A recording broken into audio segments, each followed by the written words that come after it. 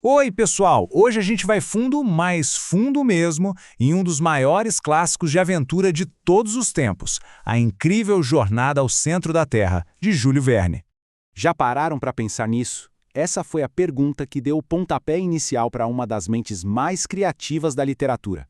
Imagina só, e se, bem aqui, debaixo da gente, existisse um ecossistema inteiro, pré-histórico, ainda vivo.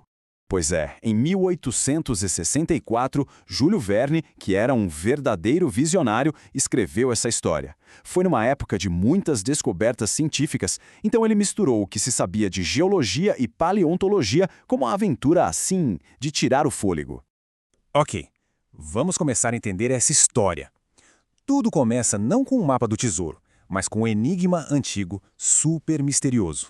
A história toda é movida por uma dupla que não podia ser mais diferente. De um lado, o professor Lidenbrock, um gênio, sim, mas super impaciente, sempre procurando a próxima grande descoberta. Do outro, o sobrinho dele, o Axel, que narra tudo. E ele é o completo oposto, um cara cauteloso que só queria mesmo era a segurança de casa, bem longe de qualquer aventura.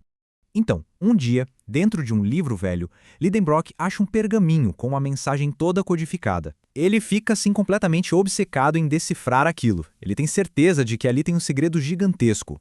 E olha só o que dizia. Depois de muito esforço, a mensagem é revelada. Era basicamente um convite para uma jornada que parecia impossível. E para o professor Lidenbrock, isso foi um chamado que ele simplesmente não podia ignorar.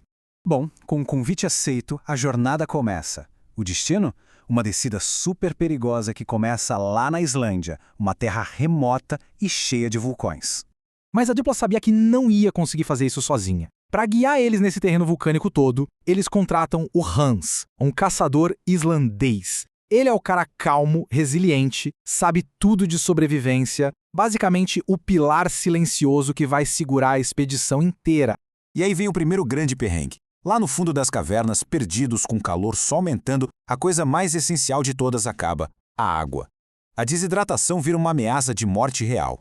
E quando o professor e o Axel já estão quase desistindo, o Hans, sempre quieto e atento, com aqueles sentidos super aguçados dele, percebe uma coisa que ninguém mais notou: o barulho de água correndo por dentro das rochas. Hans não pensa duas vezes, pega as ferramentas e abre um buraco na parede. E de lá jorra um geyser de água quente que salva a expedição. Eles até batizam o riacho de Hansbach em homenagem a ele. Agora sim, a missão podia continuar. O mais legal agora é que, seguindo esse riacho, eles não encontram só água, não. Eles encontram um mundo inteiramente novo. Eles chegam numa caverna tão, mas tão grande, que parecia um outro planeta. Tinha um oceano que não dava para ver o fim, uma luz estranha vindo de cima, tipo um céu, e uma vegetação que parecia ter saído da pré-história. Para entender o tamanho daquele lugar, eles precisavam cruzar o tal oceano. O Hans, claro, constrói uma jangada super resistente e os três se lançam naquelas águas misteriosas sem fazer a menor ideia do que iam encontrar do outro lado. Mas é claro que esse mundo pré-histórico não estava vazio, né? Ele era habitado por criaturas de uma era que já tinha desaparecido há muito tempo.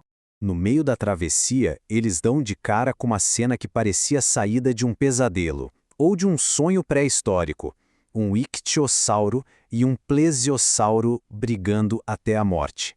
Era a prova definitiva de que a vida antiga tinha de alguma forma sobrevivido ali. E aqui o Verne explora uma ideia que era bem popular na época dele. A ciência da evolução ainda estava começando, e muita gente misturava os fósseis que encontravam com lendas da Bíblia, imaginando que os humanos pré-históricos eram na verdade gigantes. E essa teoria se torna uma realidade assustadora para eles. Primeiro, acham um cemitério de fósseis com um crânio humano gigante. Mas o choque mesmo vem quando Axel vê, lá longe, uma figura colossal, um pastor com mais de 3 metros de altura cuidando de um rebanho de mastodontes. Nem preciso dizer que eles fugiram apavorados. O caminho que eles deveriam seguir acaba sendo bloqueado, o que força o grupo a fazer uma aposta final, uma aposta desesperada. E é aqui que a fuga deles vira um caos total. Para limpar o caminho, eles decidem usar pólvora, só que o resultado é catastrófico. A explosão abre um buraco gigante no fundo do mar, e a jangada é sugada para dentro de um abismo. A água do oceano encontra o magma lá embaixo e, pronto, a pressão joga eles para cima numa erupção vulcânica violenta. Eles passam dias subindo, presos na jangada dentro de uma chaminé de vulcão, com medo de serem esmagados a qualquer segundo. Até que, finalmente, são cuspidos para fora com uma violência absurda e descobrem que não estão mais na Islândia. Eles saíram na costa da Itália. E depois dessa jornada impossível, o que acontece com cada um? Bom, o professor Lidenbrock consegue a fama que ele tanto queria, vira um herói da ciência, o Axel finalmente consegue a vida tranquila que sonhava e se casa com seu amor, e o Hans simplesmente volta para sua vidinha na Islândia como se nada demais tivesse acontecido. E essa história toda deixa a gente com uma pergunta no ar. O livro do Verne celebra a exploração? Com certeza, mas também deixa um alerta. Se hoje a gente descobrisse um caminho para um mundo desconhecido, seria certo simplesmente entrar? Onde fica o limite da nossa curiosidade? E o que a gente poderia despertar lá nas profundezas? É uma reflexão que continua super atual, tão relevante hoje quanto era lá em 1864.